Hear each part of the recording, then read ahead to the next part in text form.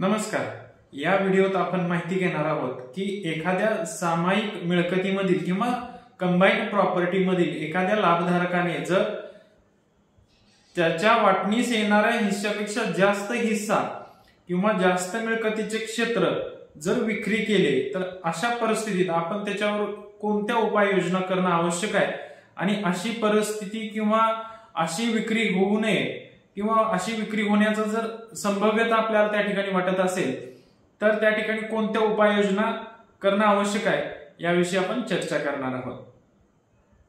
बऱ्याच वेळा काय होतं की सामायिक जमिनींमध्ये अनेक सह लाभधारक असतात किंवा भागधारक असतात त्याच्यामध्ये, आणि अशा स्वरूपाच्या कंबाईन्ड प्रॉपर्टीज मध्ये काय होतं, एखाद्याला जर आपला हिस्सा विकायचा असेल तर त्या ठिकाणी तो विकता येत नाही, आणि जरी एखाद्यानं त्या ठिकाणी विक्री केली तर अशी विक्री ही सामायिक स्वरूपाच्या प्रॉपर्टीतली एखादी जर हिस्सा विक्री करण्याचा प्रयत्न केला तर मूलतः तो तसा बेकायदेशीर आहे. कारण सामायिक प्रॉपर्टीमध्ये सहलाभधारकांचे किंवा भागधारकांचे जे काही हिस्से असतात त्यांच्या बाउंड्रीज म्हणजे चतुःसीमा त्या ठिकाणी ठरलेल्या नसतात, आणि जोपर्यंत चतुःसीमा त्या ठिकाणी ठरत नाही तोपर्यंत अशा प्रॉपर्टींची विक्री आपल्याला स्पेसिफिक अशी करता येत नाही.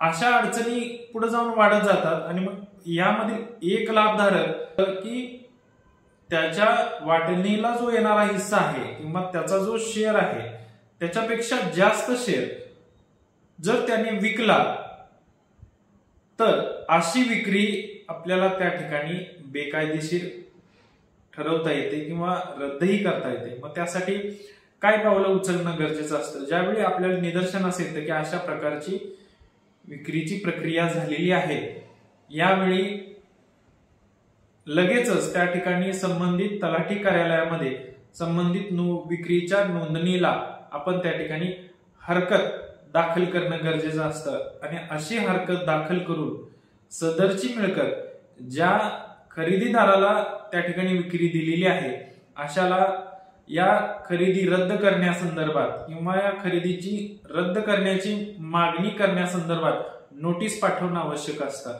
आणि या नोटिसीमध्ये जो कालावधी दिलेला असतो तो कालावधी संपुष्टात येताच लगेच सदरची विक्री ही बेकायदेशीर ठरवण्यासाठी डिक्लरेशन सूट हा संबंधित न्यायालयात दाखल करावा लागतो. याला जाहीर ठरावाचा दावा या ठिकाणी म्हणलं जातं की यामध्ये आपण सदरची खरेदी ही बेकायदेशीर आहे हे न्यायालयाच्या निदर्शनास आणून देऊन सदरची खरेदी ही आपण रद्द करू शकतो. आणि न्यायालयाने अशा बऱ्याच खरेदी त्या ठिकाणी रद्दही करण्यात आलेल्या आहेत, आणि अशी खरेदी पूर्णपणे अशी बेकायदेशीरपणे झालेली खरेदी ही नक्कीच त्या ठिकाणी रद्द होत असते.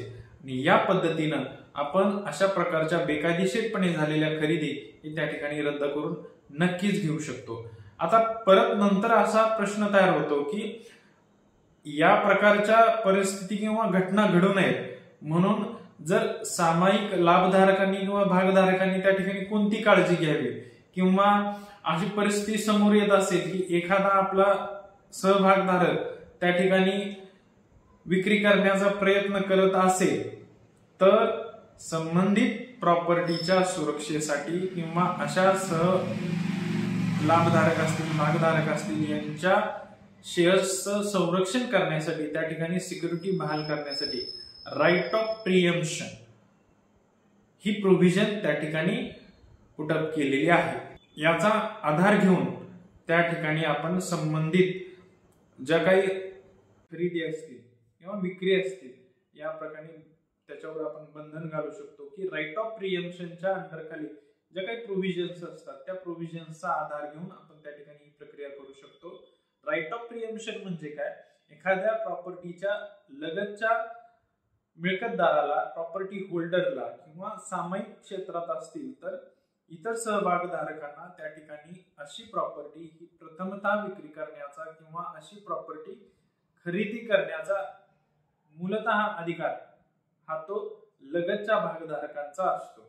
मग ज्यावेळी एखादा सामायिक मिळकतीमधील लाभधारक त्या ठिकाणी अशी विक्री करण्याचा प्रयत्न करतो त्यावेळी सदरची मिळकत ही प्रथमतः खरेदी करण्याचा अधिकार हा इतर लाभधारकांचा, लगतच्या लाभधारकांचा म्हणजे ज्याच्या बिलॉंग्स टू जे प्रॉपर्टी होल्डर्स आहेत त्यांचा अधिकार त्या ठिकाणी प्रथमतः समोर येतो.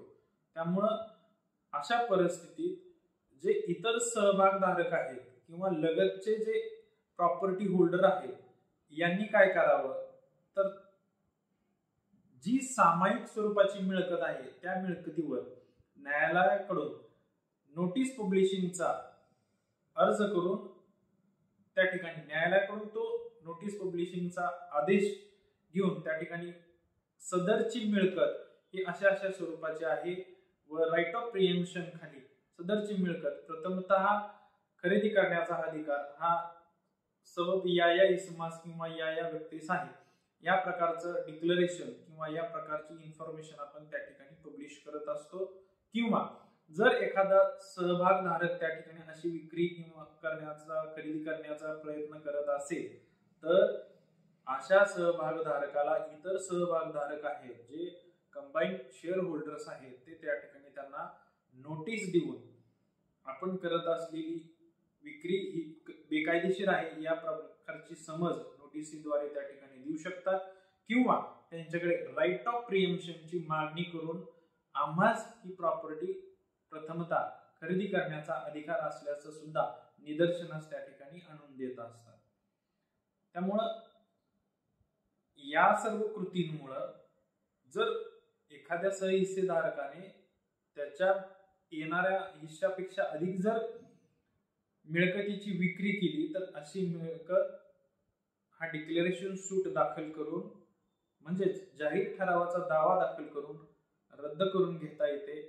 आणि जर अशी विक्री करण्याचा जर सहभागधारक कोणता प्रयत्न करत असेल तर त्या ठिकाणी राईट ऑफ प्रिएम्पशनचा वापर करून अशी विक्री आपल्याला त्या ठिकाणी थांबवता येते. मित्रांनो, या संदर्भात जर काही प्रश्न असतील किंवा काही समस्या असतील तर कमेंटमध्ये विचारा. आपल्या शंकांचं निरसन हे त्या ठिकाणी अवश्य केलं जाईल. धन्यवाद.